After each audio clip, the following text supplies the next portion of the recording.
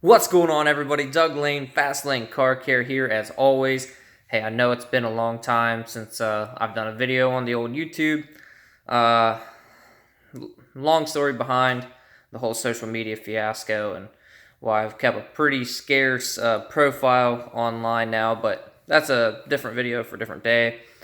I want to show you guys my 2021 mobile detailing. We'll do window tint today. We'll do a detailing another video. My mobile window tinting setup. So let me flip you around here and we'll take a look at it. Still 2018 4Runner. That's not going to change anytime soon. But what has changed, the biggest changes have been this Milwaukee packout system. We flip on the lights there. So we can put as many rolls of film as we want in here. Take our little table with us. We set that up so we can put all our stuff on it. Obviously an extension cord. We can run more extension cords if we need to. Let me just get this stuff out of the way real quick. And we'll take a look at the packout system.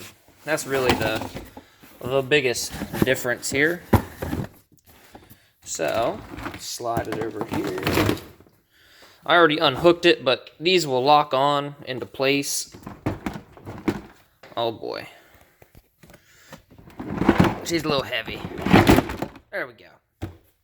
So what I like about this is I can put all my bottles in there. They won't leak.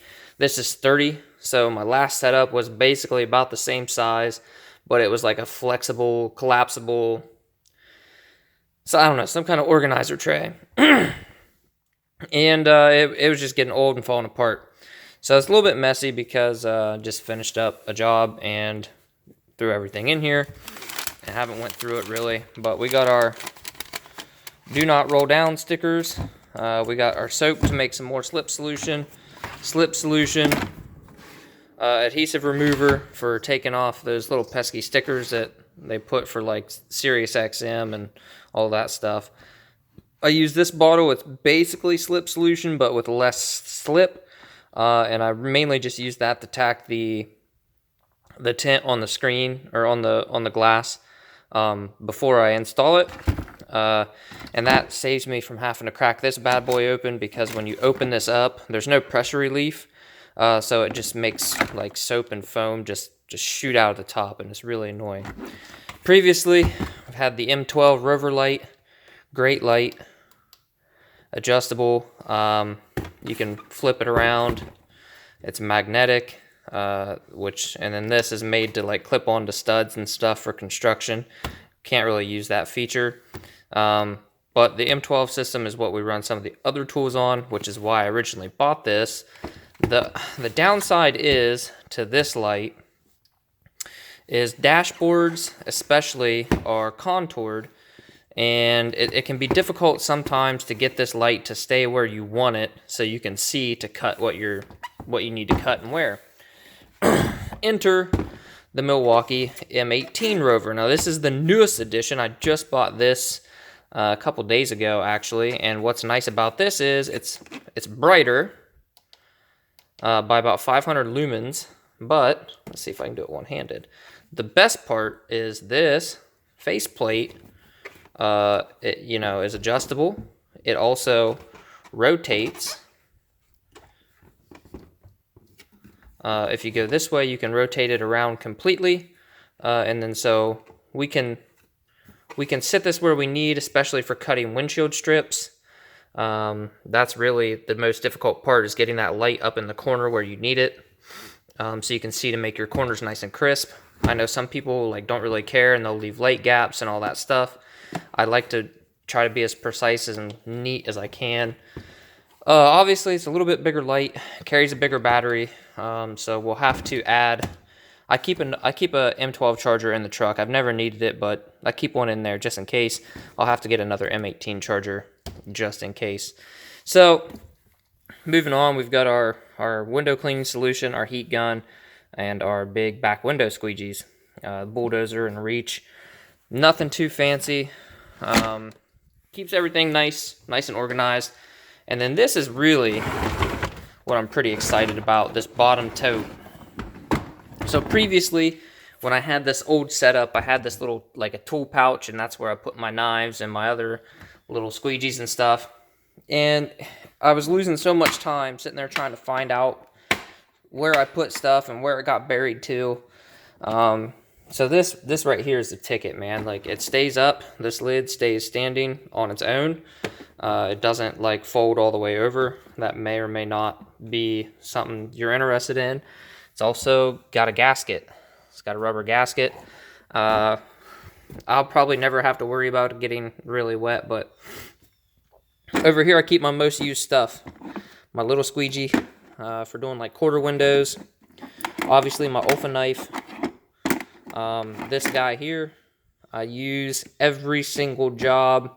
This is what I use to just tack the tent on the outside of the window so I can cut it and shrink it and stuff. My Easy Reach Platinum. Okay, this is another one I use all the time. Scrub pad for scrubbing windows. We got our the Tri-Edge, which is basically a thicker, stiffer version of the Easy Reach.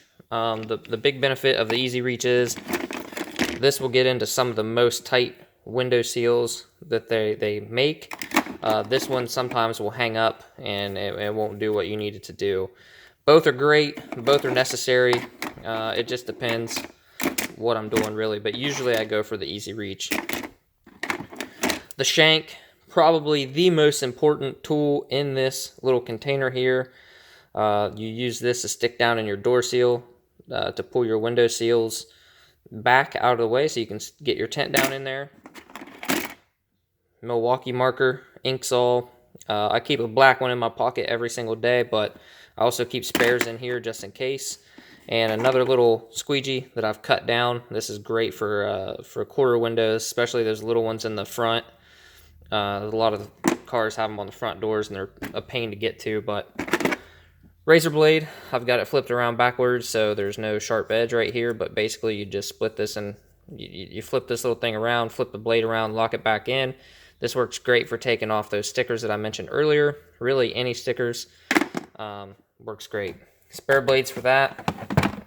Elmer's clear glue. Some people say that you can't tint over dot matrix on back windows, like Mustangs. Some of the Mustangs have it. Ford Fusions have like a big strip of dot matrix like this. Sometimes your tint will not want to stick and you'll get like that whole dot matrix strip will look gray. That's because the tint can't get in those little gaps around the dots. What you do is you squeegee out your window just like you normally would, but then you pull down your top, that top edge down to about the bottom of that matrix, put your little bead of this glue in here, squeegee it all back out. It's water, it comes off. As long as you don't let it dry, it's not going to hurt any of the interior. I always lay down towels anyway, but that will fill in that gap and it'll look black. So it's really great. I got a Go Doctor squeegee here. Don't really use this too often. I don't like that it is curved. I don't know if you can tell. Let's see, this straight edge. So you can see how that's curved. So basically, even though you've got this 5-inch squeegee, when you're pushing along and you get to the end of, say, your window, especially like on a roll-up window, you'll get to the seal with the middle part, but then you'll still have moisture on the edges, and you gotta keep going back. Normally what I use is my Orange Crush. I really like it. Relatively flexible. This is a harder one. This does work great for back windows, I will say that.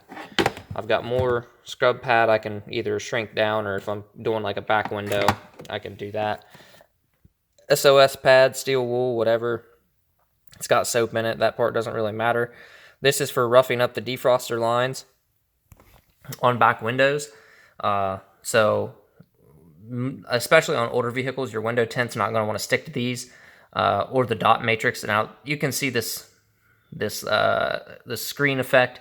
That's from the screen on the back window, so normally you wouldn't have that, but a lot of times you'll have a dot matrix around the edges. This will kind of rough that up and get that old corrosion and junk off of there. And it'll help you. It'll just come up with your tint's going to stick better and you'll have a cleaner product. Regular, good old-fashioned Irish Spring soap. I use this to dry shrink back windows and front windshields and windshield strips. Nothing fancy about it. Can't live without it. You can also use dryer sheets. I just find they take longer to dry.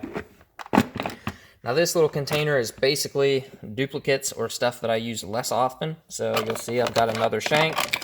I've got another hard card. I've got another fusion squeegee. This one's a red one, which is harder than the orange, so it's not as flexible. I've got an easy reach that broke in half on me and is also kind of warped, but sometimes you'll need this to get in tight places that the regular easy reach won't get to. I keep it down there because I don't really need it very often. Also, some of this stuff is left over from, obviously, summertime when I have people helping me. So when Devin comes back, he'll obviously, you know, put those tools in a different section probably. Now we've got our windshield tools. Alright, or I should say rear view removal tools. T20 Torx, that's going to get you through like 90% of cars that you'll need a tool for, as far as remove the rear view mirror. Some of them, they just, you know, you can just do it with your fingers. Some of them rotate off. We've got a Cornwell body clip puller. This works good for Ford rear view mirrors, as well as just, you know, it's handy to have. Sometimes I hate taking doors apart and stuff, but sometimes you just got to do it. Ford factory piece of junk removal tool. Fords have two different styles of spring retained rear view mirrors. The way this works is you slide that up between the glass and the rear view mirror. You pry down on it. You pry too hard, you break the button out of the glass, and then you got to buy them a new windshield. Ask me how I know. I've done it twice. But yeah, they've got two different styles: a single spring and double spring. That one's broke, but still works. Okay, and then under here, we've got more Milwaukee's, a Sharpie. I told you guys I carry them, man. A squeegee blade. Basically, once your squeegee gets worn down or whatever, you can cut yourself a new edge, and that way you're not buying squeegees all the time. This little bad boy was like 17 bucks, but you save yourself a couple squeegees, pays for itself. Another really tiny piece of the same squeegee, but this is for like the smallest of back window or of quarter windows. Call this a little chiseler. It broke, so I ended up grinding myself a new edge as well as the other edges. These are great for removing decals and stuff on paint. They're just a plastic double edge razor blade. One edge is a little bit thinner than the other. Probably not gonna be able to tell on camera. They're just handy to have. I bought a bulk pack because I needed them for stuff in detailing, and you know, whatever. Got them scattered around all over the place. Stainless steel blades. Now, I hardly ever use these, but my helpers do, and I'll tell you why. These are carbon blades, same size. These are black. These ones here are just a regular stainless steel. These are sharper and they hold their edge longer, so you can actually scratch the glass. If you cut too hard when you're making your cuts, you can cut into the glass and leave a mark.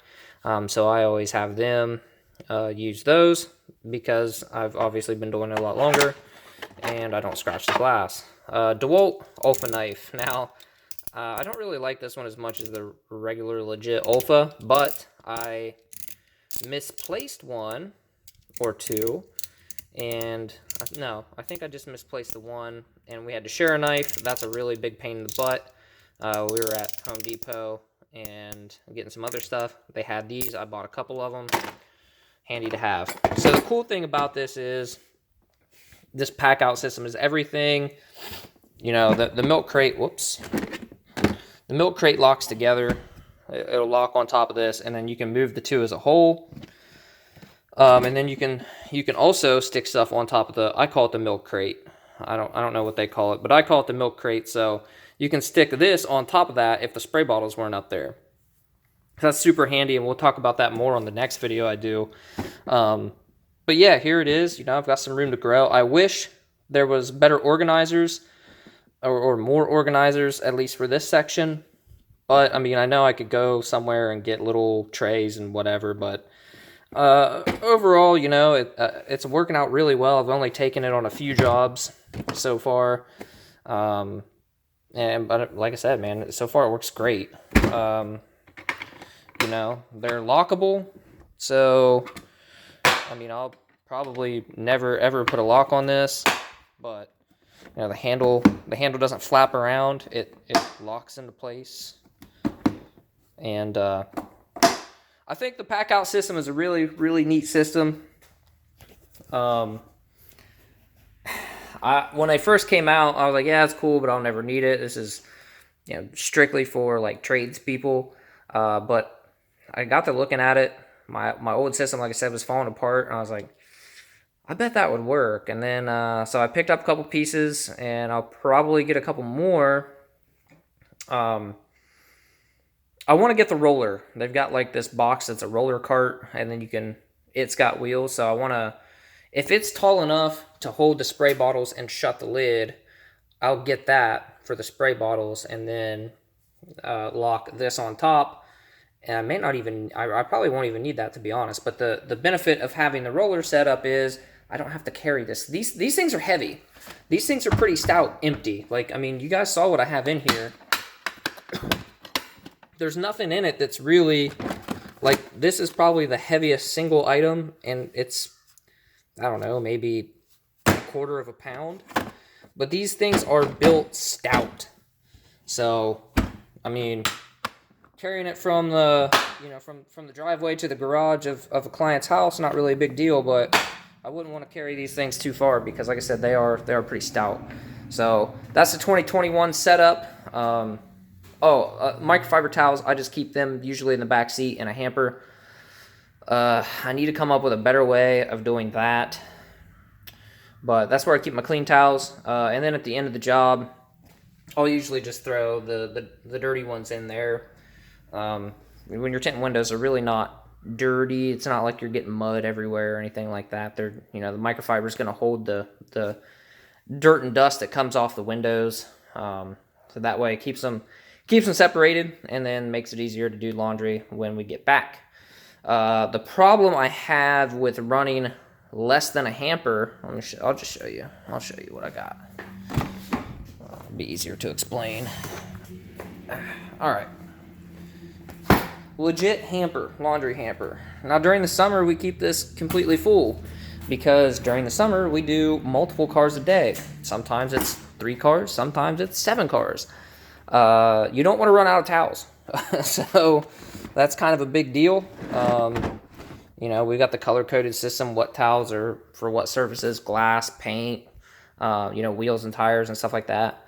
So that's 21 setup. We could run a smaller towel containment system during the winter. You know, it's just not as busy. But during the summer, we still need that space. We still need all those towels. So that's something I'd like to look into. If you got any suggestions for how to carry a boatload of microfiber towels without them getting dirty, dusty, or anything like that, drop them in the comments below because I would really like to take a look. But there we go, guys. 2021 mobile window tinting setup. Thanks, guys. We'll be back later this week. We'll do a 2021 detailing video because I've switched that up a little bit too. All in the name of saving space and being more efficient. So thanks, guys, for watching. I hope you have a great new year.